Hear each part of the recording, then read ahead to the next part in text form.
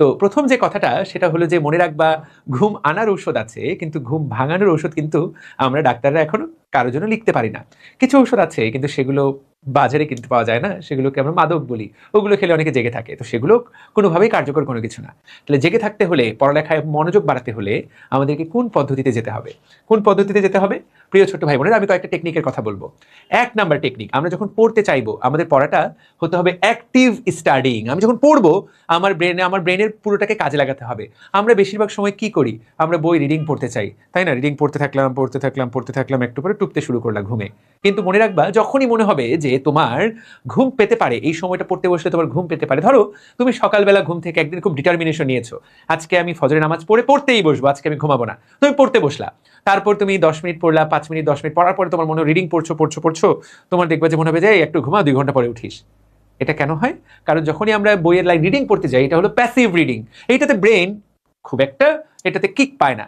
ব্রেনকে kick দিতে হলে তুমি সকালবেলা যখন ঘুম পাওয়ার সম্ভাবনা আছে, এই সময়গুলোতে আমাদেরকে অ্যাক্টিভ রিডিং করতে হবে।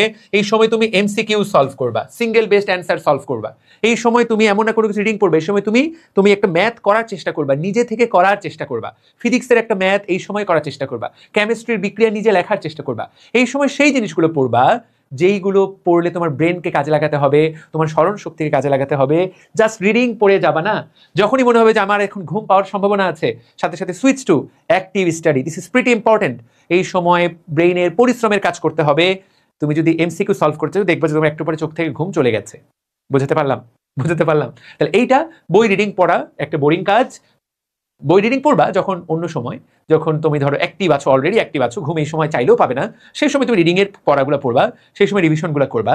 কিন্তু এই সময় যখন ঘুম পেতে পারে, you have to do solve MCQ বা সলভ ম্যাথ ফিজিক্স বা কেমিস্ট্রি। ঠিক আছে? বা এই সময়টা তুমি যেটা করতে পারো যে তাহলে এই প্রশ্নটা আমি এখন লিখে দেখি তো। যখনই ঘুম পেতে পারে তুমি মনে করবে যে তাহলে এই প্রশ্নটা পরীক্ষা আসতে পারে, একবার চোখ বুলাই নিয়ে সাথে সাথে লেখা শুরু করো। 2 পাতা পারফেক্টলি লেখার চেষ্টা করো, এমন না যে কোনো মতে লেখা, যে দেখি তো লেখাটা, আমার হাতে লেখাটা ভালো হচ্ছে কিনা। নিজের হাত পাকে, নিজের ব্রেইনকে একটু কাজে লাগাতে হবে। বুঝতে পারলাম? Only then this is possible, তোমার ঘুমটা চলে যাবে। আরেকটা টেকনিক বলা হয়, তোমরা ইউটিউবে এটা শুনে থাকবা, এটাকে বলে পোমোডোরো টেকনিক। এই টেকনিকটা হলো 25 মিনিট পড়া, 5 মিনিট হেঁটে আসা। এইটা কিন্তু খুব অ্যাক্টিভ একটা টেকনিক। আমরা একটানা পড়লে আমাদের ব্রেইন ফ্যাটিক হয়ে যায়। তাহলে 25 মিনিট পড়া এবং 5 মিনিট হাঁটা।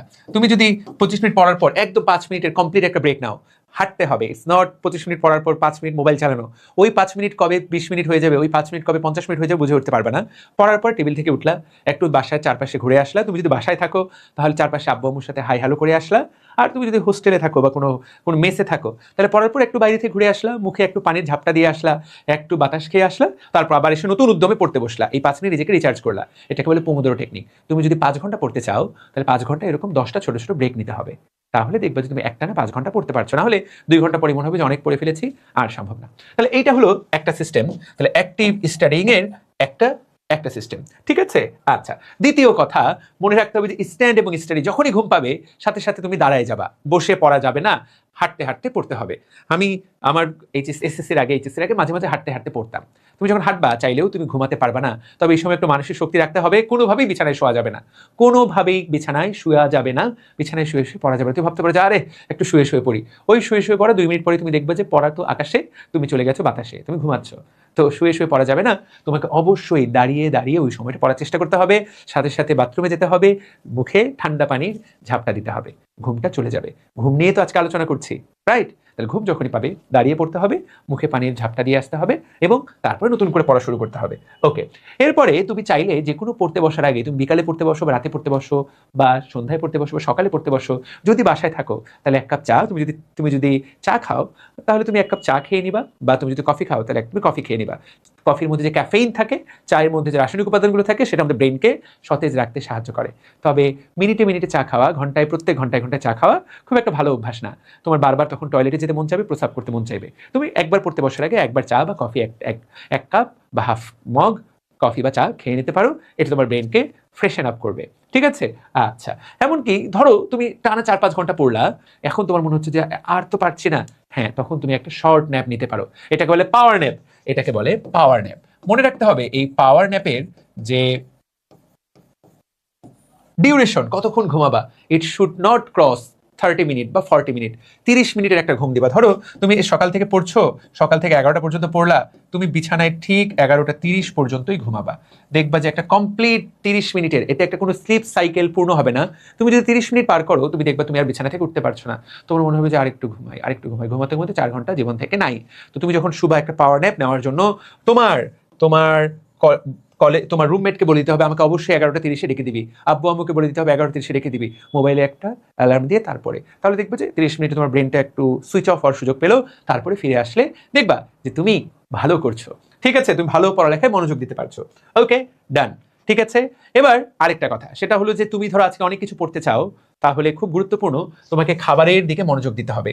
কি কি খাবার তুমি সারাদিন পড়তে চাইলে কি কি খাবার তোমার খাওয়া উচিত হবে না? প্রথম কথা, অনেক বেশি ভাত, অনেক বেশি পরিমাণে ভাত খাওয়া তোমার উচিত হবে না। যতটুকু লাইট ফুড খাওয়া যায়, তুমি যদি বেশি ভাত খাও তোমার বেশি ঘুম পাবে। তুমি যদি বিরিয়ানি খাও, তেহারি খাও, ভারী খাবার খাও, তোমার বেশি ঘুম পাবে। তুমি যদি অনেক বেশি মিষ্টি জাতীয় খাবার খাও, তুমি ভাবলো তুমি অনেক চকলেট খাবা, তোমার অনেক বেশি ঘুম পাবে। ব্লাডের মধ্যে সুগার বা কার্বোহাইড্রেট যদি বেড়ে যায়, তাহলে তোমার অনেক বেশি ঘুম পাবে।